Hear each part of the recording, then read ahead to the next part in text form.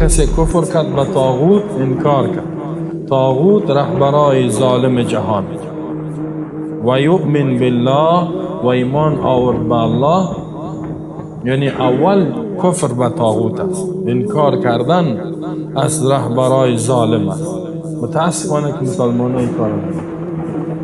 هم میره قبول دارم میگه امور قبول دارم، همیاله که ما و شما ذلیل شدیم، از نظام الله ما و شما روی گردانی کرد. کفر به طاغوت نکرد. والله اکثر مسلمان ها کفر به طاغوت نکرد.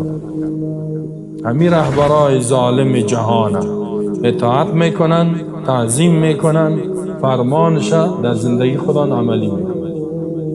به میلیون ها مسلمان زنده باد مرده باد گفته پشت از اینا میدن. الله چه قسم اینا را نجات بده، چه قسم از ذلت اینا را نجات بده.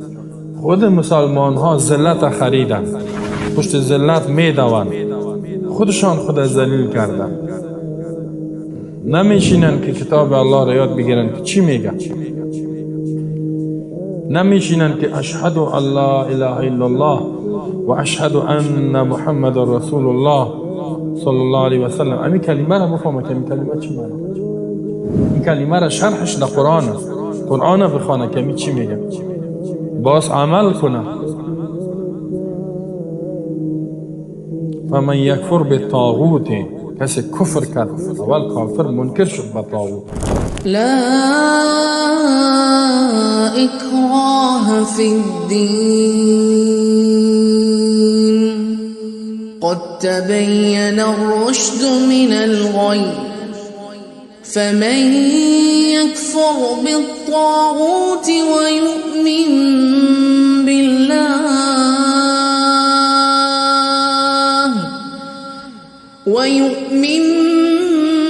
بالله فقد استمسك بالعروة الوثقى لا انفصام لها والله سميع عليم.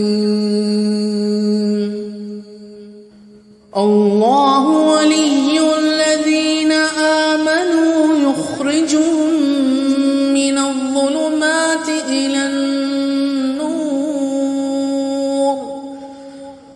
والذين كفروا أولياؤهم الطاغوت يخرجونهم من النور إلى الظلمات أولئك أصحاب النار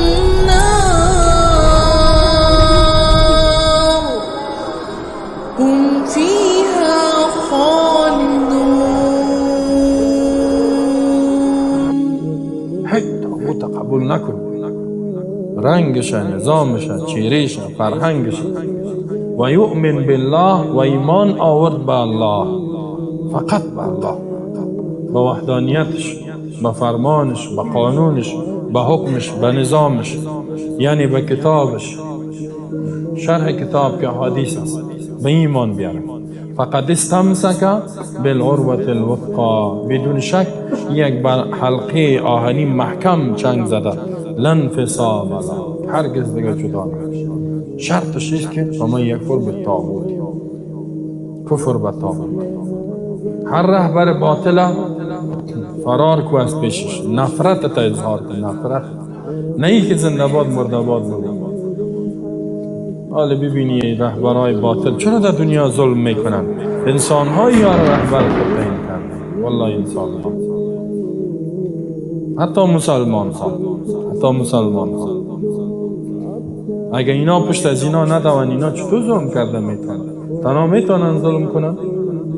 همین انسان های جاهل، نادان، نافهم، ظالم که به بالای نفس خود ظلم کرده، پشت میره برای ظالم میدوند. خودشان خود تباه کردن، ملت خدا را تباه کردن. پس چه قسم الله متعال ایتو کسا را نصرت کنه و مدد کنه و کمک کنه. خالق جهان ماندن که قدرت و حاکمیتش مطلق است.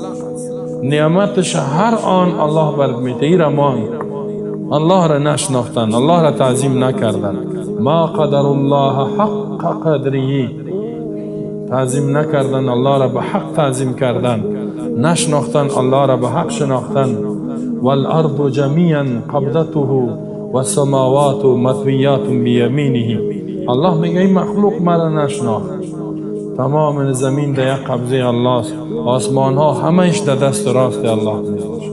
این تو ذات این انسانی که 2 متر قدش نیست، قوارش است، جانش است، میلیاردها انسان پشت از اون میدن، میلیاردها انسان پشتش میدن. الله چطور این ملت ذلیل نکنه؟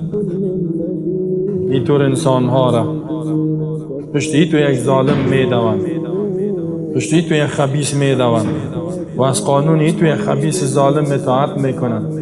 چه قسم الله نجات؟ والله که الله غضبناک میشه. خود مردم مصیبت سر خود آورد. راهی که الله برش تعیین کرده او را ماند.